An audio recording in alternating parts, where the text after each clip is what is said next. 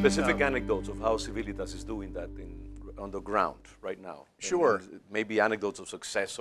Yeah, well, let me just tell you a couple of stories, and Civilitas cannot take the credit for these, but it so happened that 2 or 3 years ago, there was a conflict between Chick-fil-A, the great purveyor of chicken sandwiches. Which I love, by the way. So do I. And my daughter and son-in-law in Nashville. Yeah, well, it's a great product, and it so happens that the company has been developed by a wonderful family, the Cathy family, a profound Christian faith. And the LGBT came after Chick-fil-A and Dan Cathy in particular because of their support for traditional marriage, which was seen as a discrimination against gay people. Well, interestingly, Shane Windmeyer, who is the president of a group called Campus Pride, was really challenging Dan. And against the advice of all of Dan's senior people, Dan Cathy, president of Chick-fil-A, invited Shane, a gay leader, to have lunch. Very quickly, that lunch lasted for 7.5 hours. Those two men became friends. Dan invited Shane to join his family for the Chick-fil-A Peach Bowl in Atlanta, Georgia, where the friendship was strengthened. Soon thereafter, Shane wrote an op-ed in the Huffington Post entitled "Coming Out as a Friend of Dan Cathy." And in that he said, "I discovered through my interaction with Dan, a man of Christian conviction, that people who are ideological opponents need not become personal enemies." Now, I think that's a great story of people who have differences actually developing a friendship and helping to create better communities in our country, because we will have people who have differences. Another story has to do with the tragedy in Charleston, which really gripped the nation. In a country where we've become too familiar with mass shootings and mass killings, this took place in a church in the 21st century in America, a church where people had met together for Bible study and prayer. I was in Oxford, England at the time when I heard the news. The next day, I called a couple of friends and just said, "What can we do?" Well, Joshua Dubois, who was a spiritual advisor for President Obama, who worked in the White House Office of Community and Faith-Based Initiatives, wrote an article in the Daily Beast in which he called for people in the majority culture, white Americans, to step up and join the conversation in search of answers. Well, when I read that, I thought, I fit that description. I don't want to be a coward who just steps back, but to say, what can we do? Well, 2 days following that, we had 60 people on a conference call, representative of the richness of our country, African Americans, whites, Latinos, Asian Americans, discussing that.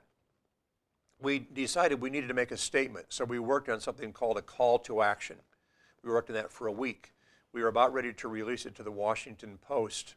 And on the day before we released it, Joshua Dubois and Robert Michael Franklin, the former president of Morehouse College in Atlanta, called and said, "We love the statement. We think it's a very good document. The only problem is those of us who are the black signatories don't really know the white signatories, and vice versa. Would you be willing to put that aside until we have an opportunity to meet each other?" I said, "Of course." I said the challenge was not to write an article. The challenge is to solve a problem. So, and we believe that the solutions really come from relationships. So a few weeks later, we met at the Thurgood Marshall Center in Washington, D.C., 24 leaders, black ministers of great national prominence, white leaders of national prominence. And Rich Mao, who wrote the book Uncommon Decency, Christian Civility in an Uncivil World, was there, along with Andy Crouch, who wrote the book Culture Making, John Ortberg of Menlo Park Presbyterian Church, people like Bishop Claude Alexander from Charlotte, Joshua Dubois, Barbara Williams Skinner. And in the course of 2 days, bonds of friendship were developed. Well, then we thought we need to do this in cities across the country where there's not malice, but there is simply, we often live in separate worlds. And so that's a part, again, of the work of Civilitas, is bringing people together on different sides, different ends of the polarities. And we'll actually, tomorrow I'm going down to Charleston. We'll be meeting with the new minister at Mother Emanuel AME Church. In June, we'll be having a gathering there, which will be the culmination of 5 regional gatherings in cities across the country, where there's a sense of overcoming evil with good. There was a tragedy but we want to bring healing and hope. I think this is what the church is good at. This is what we're called to do. I certainly applaud that kind of perspective. I think it needs to take place.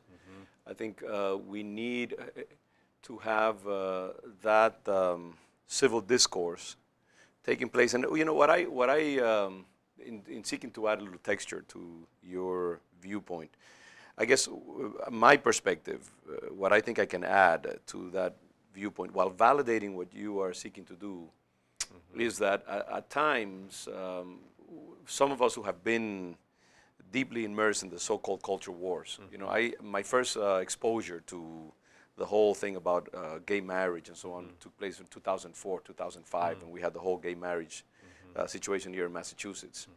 And I, until that point, really had not been very active at all in any kind of social cause of that nature. Homosexuality did not really occupy a very important place in my theological horizon. But I was kind of energized and electrified by what I thought was going on here in Massachusetts and what I foresaw happening in the rest of America as this phenomenon of gay marriage and homosexuality gained traction and continued to grow. And so I became fully immersed in it and you know, participated in a lot of confrontations that took place in the State House, not because we sought them, but because we were simply there to express the Christian viewpoint. We tried to do that in the most civil sorts of ways, using the resources that democracy gave to us, you know, presenting our viewpoint, you know, peacefully marching on the street or just standing there as these deliberations were going on inside the State House. Personally, I was surprised at the level of vitriol and the level of attack that we received by simply seeking to express our viewpoint. And meanwhile, inside the State House were going on deliberations that were extremely time sensitive, that once they were established and executed would simply freeze a certain state. So for us, I mean, on the one hand, we had these theological convictions, you know, the biblical beliefs and so on and so forth, in the context of something that was going on that was almost irreversible. And that would really determine our status and the status of certain Christian values in America and here, certainly here in Massachusetts and so on. I think that often the problem that we have is a lack of understanding about these two dimensions of the process that America is living. On the one hand, there are things that are long-term, they are important, they are very important to consider, and at the same time there are others that are urgent. You know, the whole, for example, the progress of the homosexual movement, the power that it has, the concreteness that it has, the way it has power to influence things of our lives, things that have to do with our lives. And at the same time, then we have also the concern for the individual, that homosexual who is struggling with certain needs and you know, certain elements of his background or her background and so on. And we want to be sensitive to that. We want to reach that individual with the gospel. At the same time, there's a homosexual movement, which is very powerful, very legally savvy, judicially savvy, and influential. And so the clock is ticking, and slowly our own area of influence is being diminished. And we sometimes feel that we, you know, conservative Christians, we're being driven to the sea. And so that adds an element of, you know, urgency that often that civil dialogue, which we all agree is very important, but it's in the context of a war. So you have these two conflicting forces, dialogue, the call to Christian love and generosity, and at the same time, war. And time flying. I hope I'm communicating something to you. Absolutely. And the Apostle Paul uses military imagery a lot. And there's a lot of it in the Old Testament. There is a conflict that's going on. There's no doubt about that. And I think that it is legitimate and essential for the church to stand up and use the legal means that are at our disposal to fight for causes that we believe in.